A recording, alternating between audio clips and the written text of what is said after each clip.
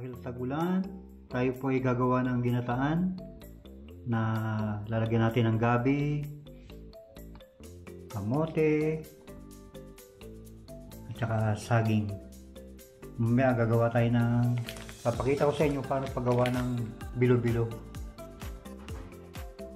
Lalagyan din natin sila ng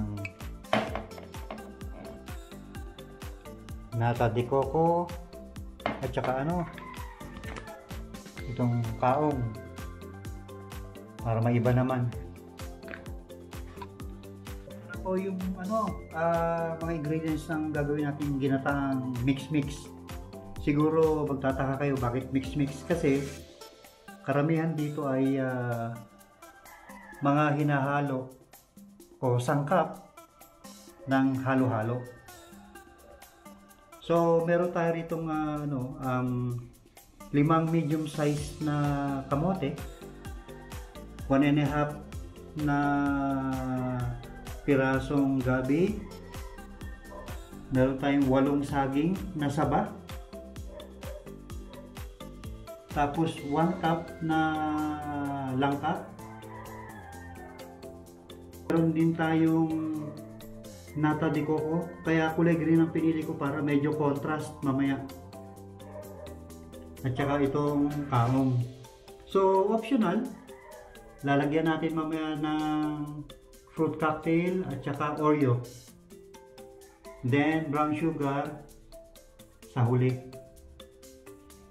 O simulan natin yung paggawa ng ng bilo-bilo. Meron tayong 2 cups na glutinous rice powder, yan tapos meron tayong 1 cup na tubig, pero dahan-dahan lang natin ilalagay.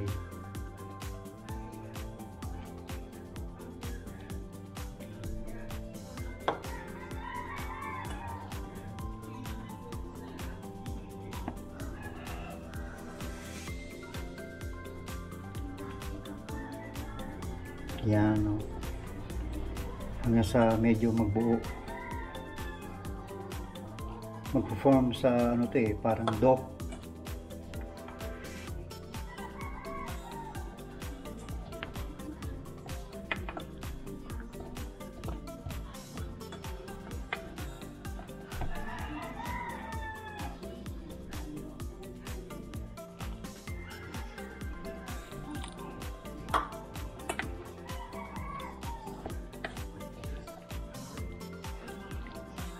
Nagdagdag ako ng 1 kutsarang powder para medyo mamuo na siya, para maging dough.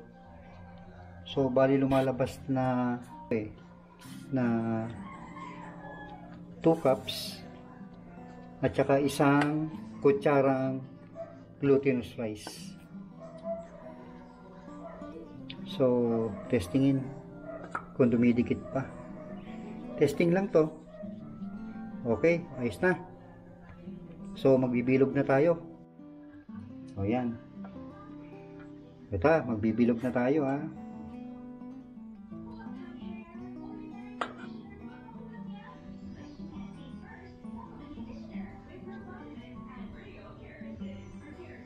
Yan. Para ka naglalaro pala rito, no?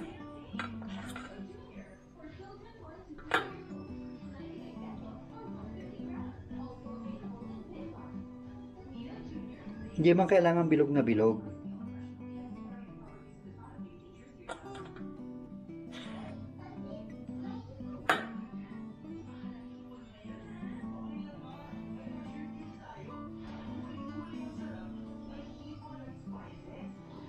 Yan.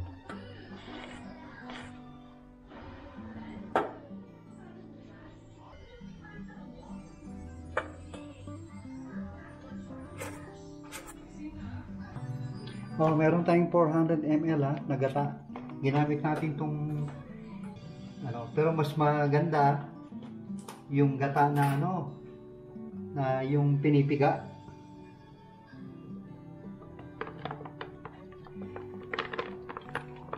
Yan, lapad mo, kasi mga unang piga ito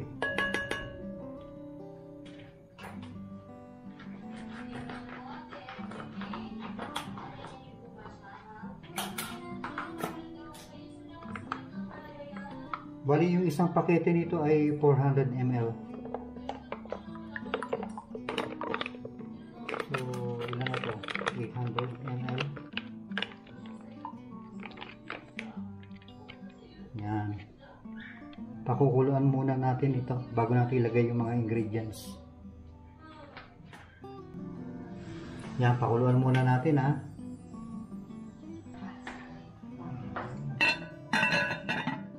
O, lagyan na natin yung ano ha. Lagyan na natin yung kamote.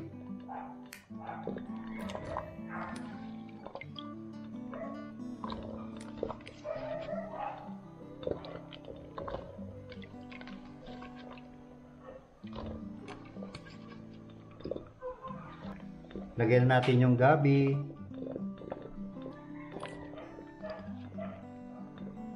Hindi na muna tayo maglalagay ng asukal kasi para mamaya pagka medyo maluto na para matansya natin.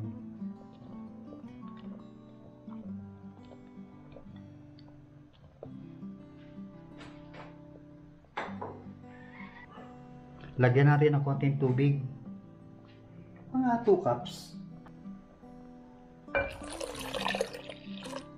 kasi mamaya ano yun yung pababawasan.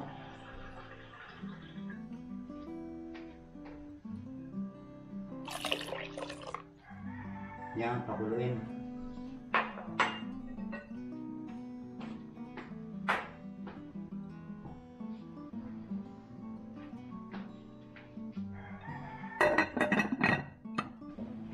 O yan ha, medyo maano na, malambot na yung ano,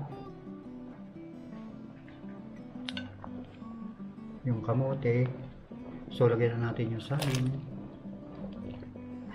tapos ilagay na rin natin yung langka. Mag-iwan tayo ng konti.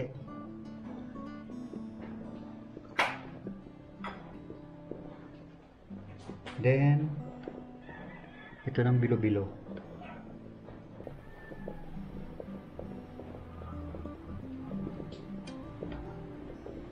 Bilo-bilo kayo dyan.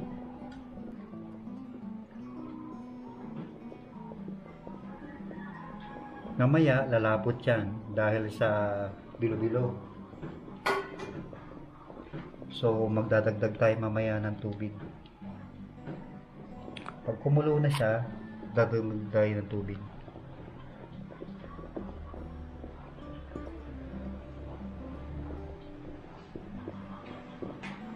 Lagay na rin natin tong ano,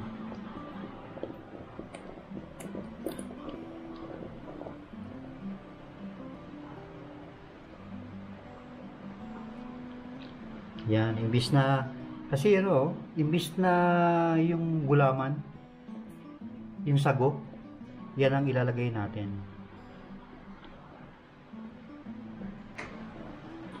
Ito, maglalagay tayo ng konting ano, kaong. Yan, magkukulay berde na yan.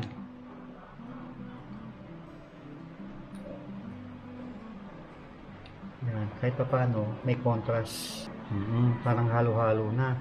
Minus beans, walang beans. Kasi masyadong malakas kasi yung ano ng ano amoy ng beans.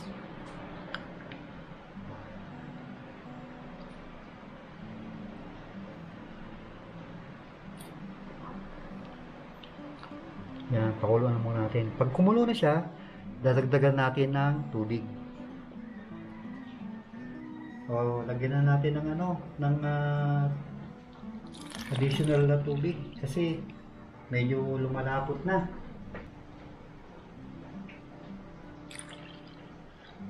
Yan.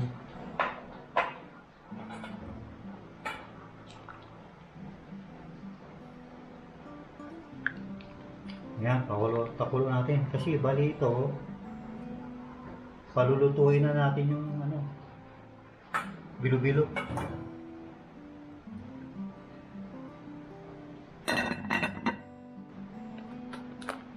O, lagyan na natin ang asukal, brown sugar, isa,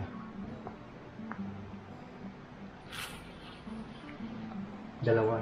Dalawa lang. Oh, ito po, optional yung dami ng asukal ha.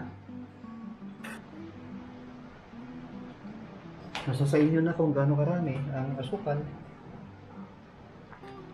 Kasi may mga tamis na rin yung mga nilagay natin sangkap po, lalo yung saging, langka, tapos yung kaong, tsaka padikoko.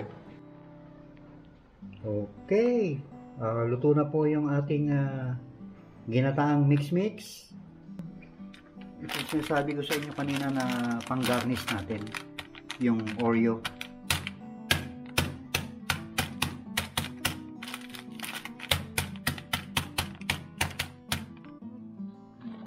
Yan, lalagyan natin ng konting arte para medyo pang-contrast.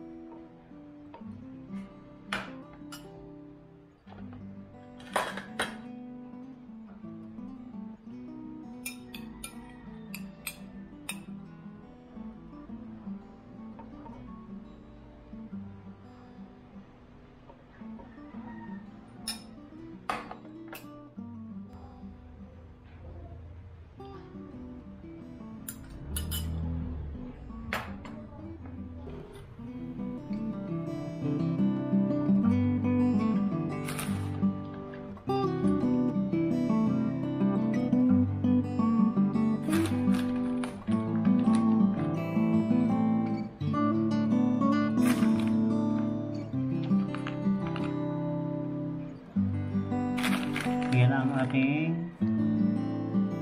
ginataang mix-mix.